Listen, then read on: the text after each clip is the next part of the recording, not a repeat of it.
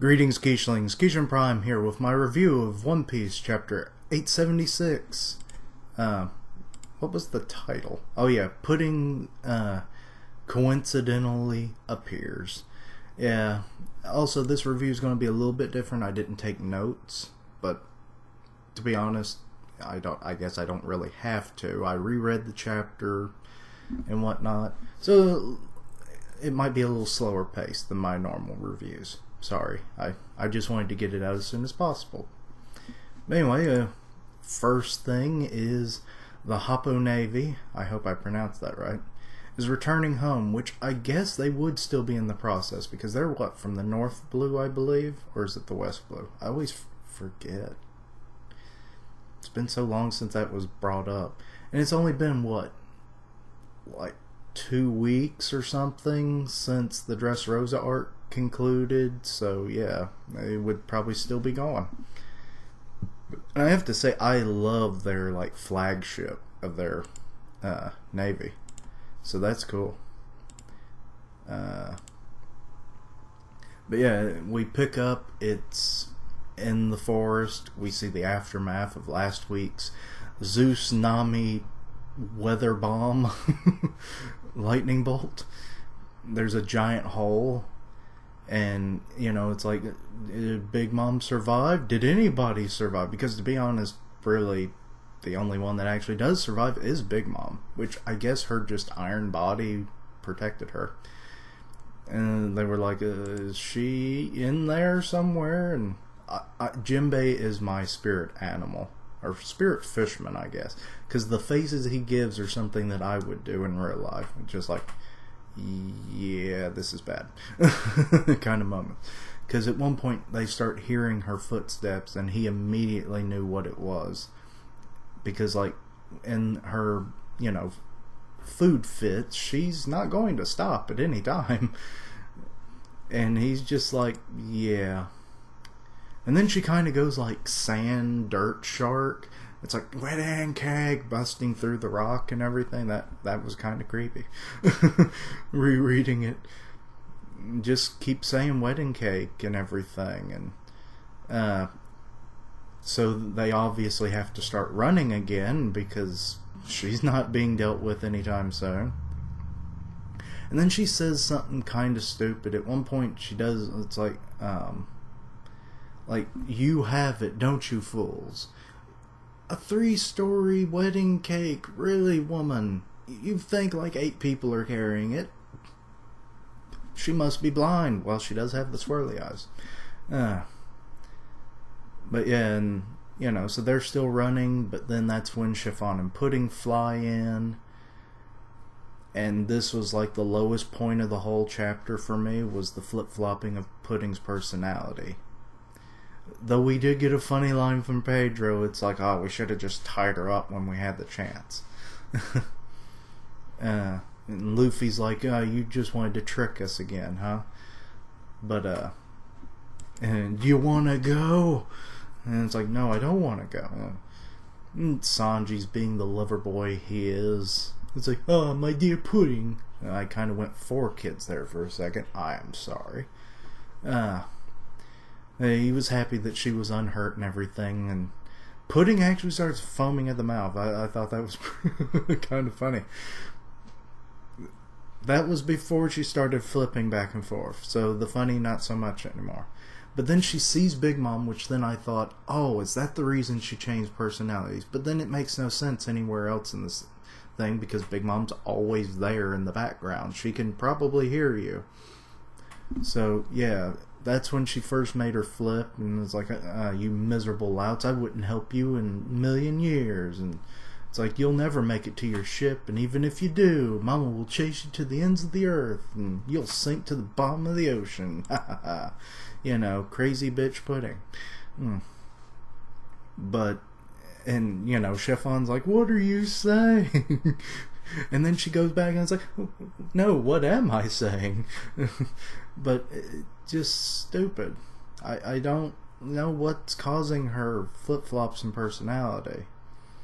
But, you know, so and Chiffon does confirm, yeah, she will chase you forever to get that cake.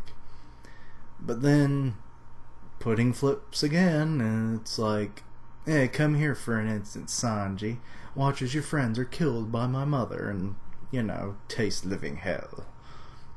And then she changes back, and Chiffon even more frustrated with it, and it's just, it was annoying as hell.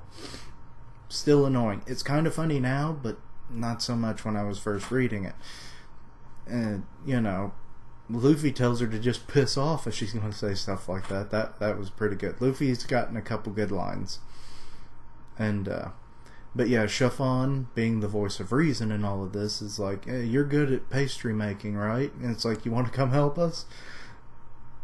And it's like, yeah, I'm good at almost anything that involves cooking. And it's like, fine, you'll help us make the cake. And, Pudding does another flip, and it just, I hated that. But yeah, Nami's like, Chiffon? Because, yeah, I guess it was a little surprising seeing Chiffon there, given how Capone was. But Chiffon's like, you help Lola, so I will put my life on the line for you.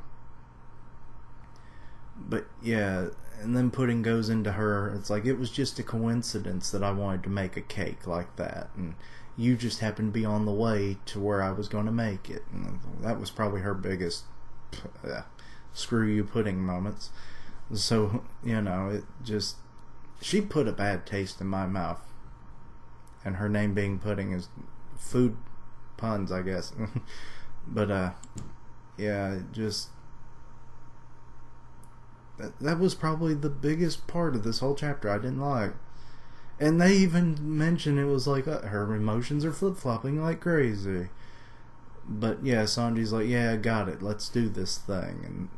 And or not Lola, but Chiffon lays out the plan of, like, the three of them will fly over to Chocolate Island, make the cake, and then ship it back. And in hoping that time that the rest of them that are left behind, they can just kind of avoid Big Mom. Because it's really just her on that side. But once they make it to the ship, that's when the fun's going to begin. But Sanji, tried to jump up on there, and Pudding's like, no, you idiot. But then that Big Mom starts to realize Pudding and Chiffon are working with the enemy. And she goes in with Mighty Nation. And Sanji's screaming to Luffy, I'll meet you back at the sea. Got it. And they barely escape the blast, obviously, from that attack. And they start flying around, but then they realize that, the forest is working against them.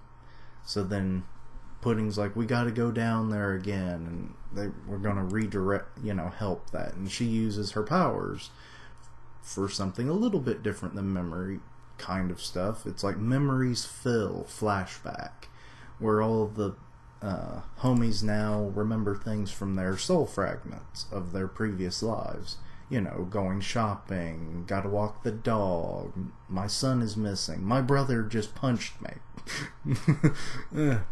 But it's only going to be a temporary thing, but the plus side is they won't be messing with the Straw Hats, and Big Mom apparently cannot control them while they're confused like this, so that's cool. So they'll be able to make it out of the forest, hopefully. I think that might not work exactly. But yeah, so they fly off, the ship's now in sight, which is good. Brook and Chopper are doing a hell of a job protecting it, though it is a little damaged. But Brook, and it was kind of weird, I didn't notice it the first time, but his soul is coming out of his arms and his back. And you can see it, the first panel that you can see the face of it and everything. So it's like a minimized version of what we saw in the treasure room. And, Katakuri, he's like, yeah, strong against the soldiers, aren't we, Skeleton? And he's like, I'm the Soul King, so of course. but there's like so many people flooding in that it's kind of hard to keep dealing with them. And then Chopper's like, oh, they're coming through Nami's mirror, and it's like, she'll be mad if we smash it. And Brooke's like, damn it, Chopper, this is life or death. Break it, we can apologize later. That was pretty good. And Perospero still doesn't know the situation back on the shore, so it's like, no, who to apologize to? I mean, really, you didn't see the lightning earlier, no one's coming back. Brooks about had it, he's tired of playing these games. The Sunny is our ship. And the rest of them are running up, and it's like, I can see the ship on the other side of the or I can see the coast on the other side of the trees. So, things are good, but they're going to keep the guard up until they can get out of Big Mom's territory. Prometheus is bad-mouthing Zeus for what he had done in the previous chapters, but he was like, oh, those thunderclouds were so good. Big Mom's still on the wedding cake binge. And then, they're running out of time, so they can't go back and help. And then Sanji has probably the best line of the whole chapter. Time to make a cake that'll make Big Mom faint. So, yeah, that was basically the chapter. I enjoyed it. I probably will reevaluate my score. I gave it a 3.5 in my live reaction. Some things made sense. The pudding swap, is it because her mother's nearby, so she doesn't want to? I was like, I don't want to be on her bad side. You know what happens when you're on your bad side, you die.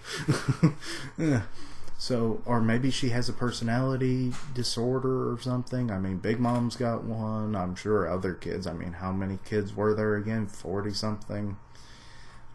Surely more than one has it. Or who knows what. I really haven't a clue. Or maybe for some reason, because she didn't do this until after she had met Sanji, and this might be a theory I just came up with.